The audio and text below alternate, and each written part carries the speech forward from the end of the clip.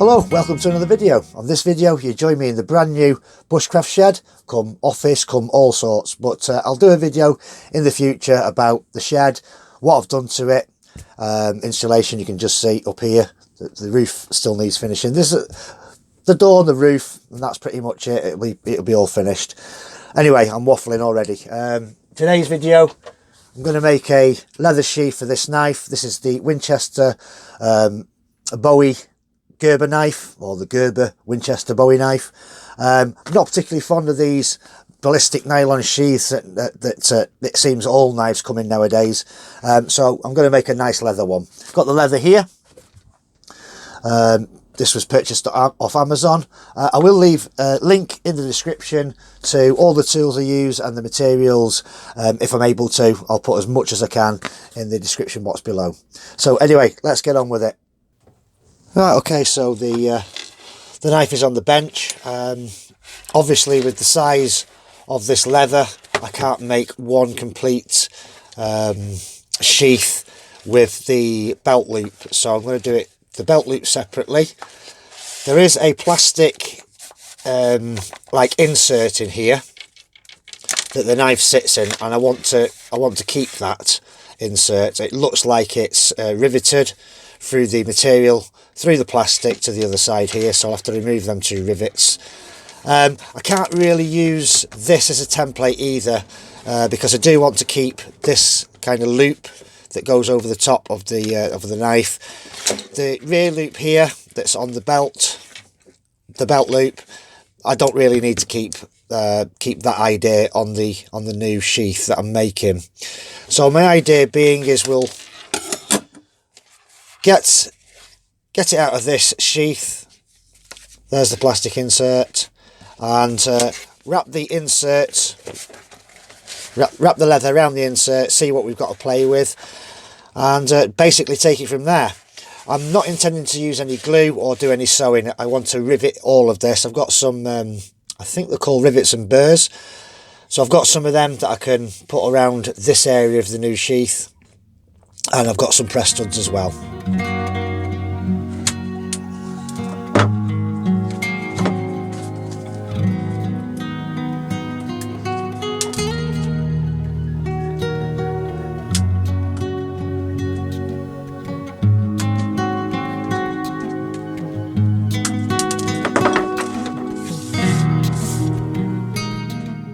So as I suspected, once I'd removed them rivets from the material, there's the plastic insert, and the knife sits in there. So I want to be reusing this, like I said, reusing this and mould the leather around this and see where we're at. Obviously, once I've done that, I'll have to leave a little overlap so that I can rivet around that edge. So the idea of this piece that loops over and secures the knife into the sheath, this particular company has actually fixed it to the belt loop, and I think I will keep that idea because it means I can just cut one piece of leather and then rivet it to the new leather belt loop. So put the insert in like that, give myself plenty of spare leather to work with. About there. I'm not going to cold form this or anything, so what I'm going to do is mark here with a pen,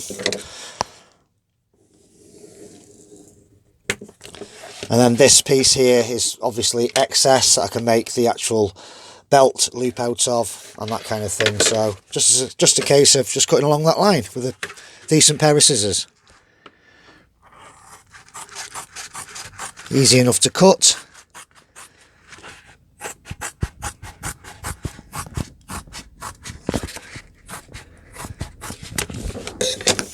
So I'll put that to one side. I can make anything else out of that. So now with the excess, I've just drawn a mark how thick I want the belt loop to be. I'm just going to cut that.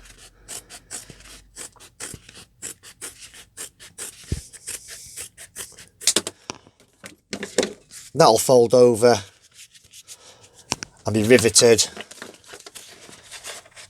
like that. Before I do that, I need to cut another thin strip of leather for this part. So what I've just done is taken the plastic sheath and marked the leather in 3 places with a Sharpie, there and there, just so that I can get a rough idea of where I want it. And I've just took it outside. I'll show you how to do these kind of press studs, the kit that I've got, if you can just see it in the camera there. I'll show you at the end of the video how I do the press studs, but I've done this bit because I wasn't planning on using any glue, but for this it's just going to make it a little bit easier. So what I'm going to do is just glue that in position now, because obviously once that's glued I wouldn't be able to put this press stud in. So that's why I've done that. I've just done the other end on the loop like that, which is effectively that piece there. So what I'm going to do is glue this now and let it go off, and then I'll bring you back for the next little bit that I'm going to do. So the super glue didn't work, as you can see. So I've just knocked up a little bit of 2-part epoxy resin, and I'm going to have to leave this overnight now.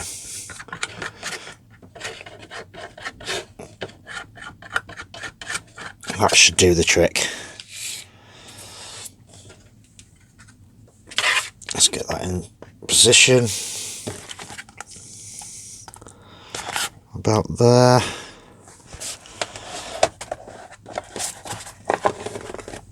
I'm just going to apply some weight to that, so that it's good, and that might not be heavy enough, but alright, I'll leave that overnight and see how we get on. So I used my brains a little bit last night and piled all my axes on this as well, so the moment of truth, let's see if it's actually dried.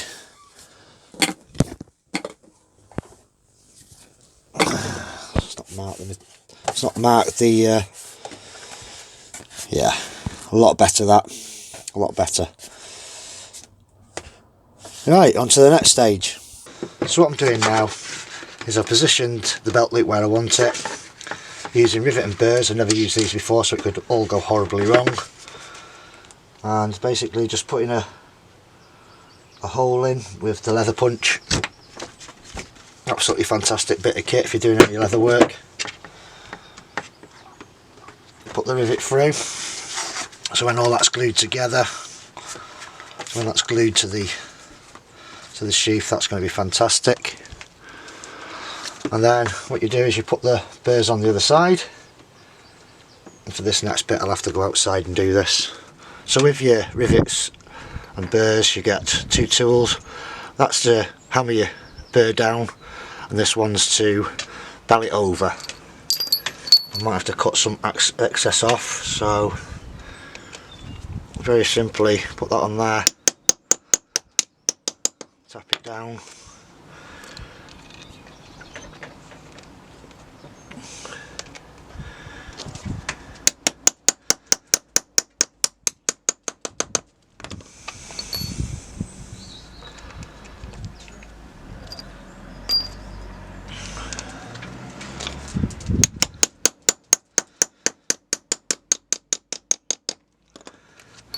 you can see there's quite a lot of the rivet poking out, so we might just have to cut them down. So the way I'm doing that is just use a pair of side snips.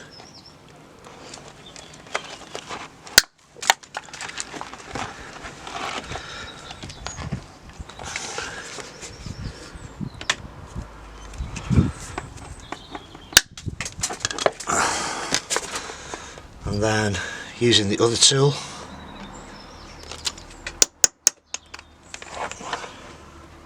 just round the burrs off.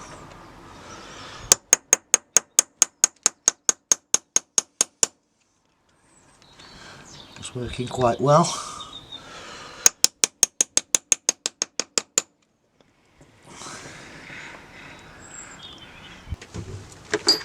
So now what I'm going to do is, where these 2 holes are, that one's not so brilliant, but what I'm going to do is just Bradawl them,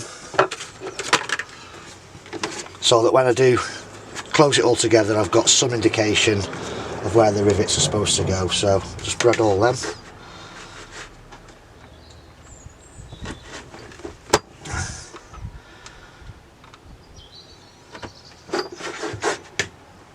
I've got a convenient hole on the bench here, so that's going to give me some indication of where I need to put the rivets.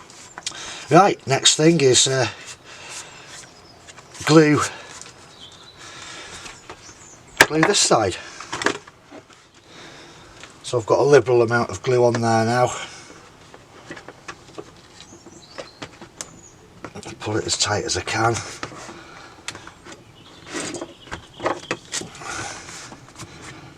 And then we'll put some heavy weight on that again. And then leave that overnight as well. Get some axes and stuff on there.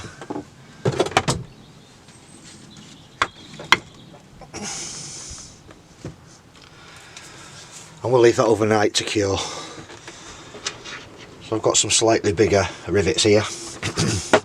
I'm going to be using them around this edge, so it's just a case of hole punching all that now.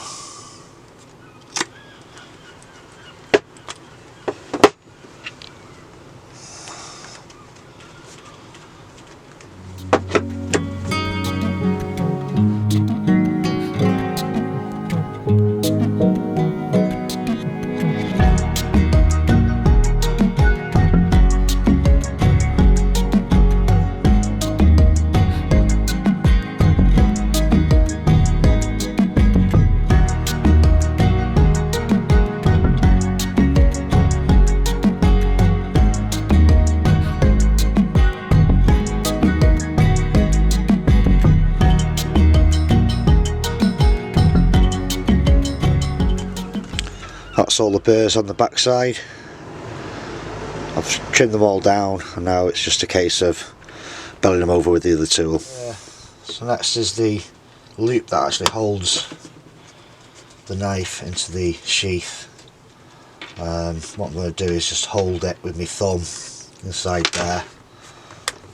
Take the knife out. And then make a hole so we can rivet it in there. So now I'm just going to trim everything up.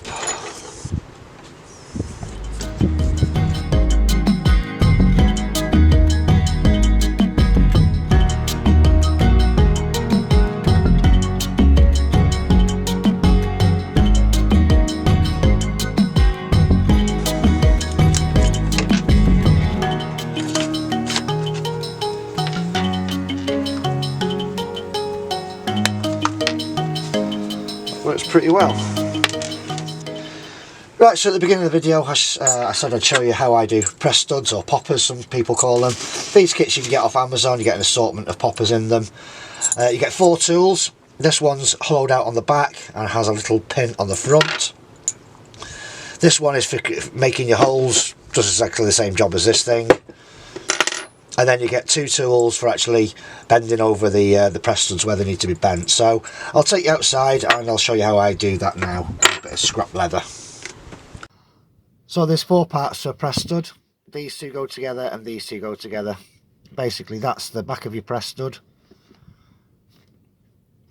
That would go on, that one would go on there, and this one would go on here. You'll notice the size difference in these 2. So it's blowing a bit of a hoolie today, so I've decided to do it inside the shed. I do apologise for any camera shake that goes on while I'm hammering things.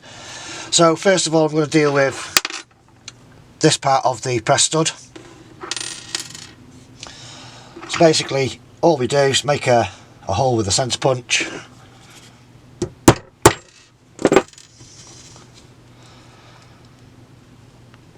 Could do probably with a bit of wood actually, I'll do it on here.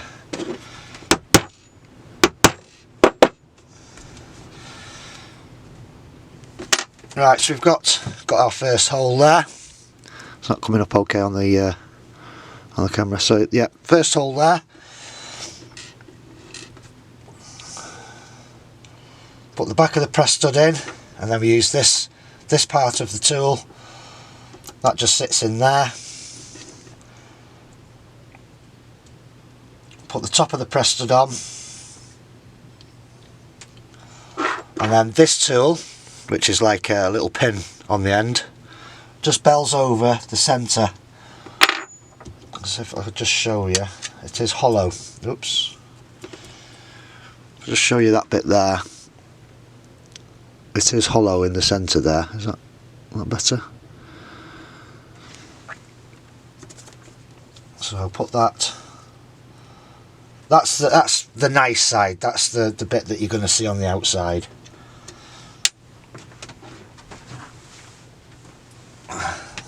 So put it on the hollowed out bit. Put that part on there, and then just give it a couple of taps. That is now secure. Excuse me. So on the other end we want the actual bit that it's going to pop onto. Same again, make a little hole. Use the right tool handy. I'll do it on the bench here.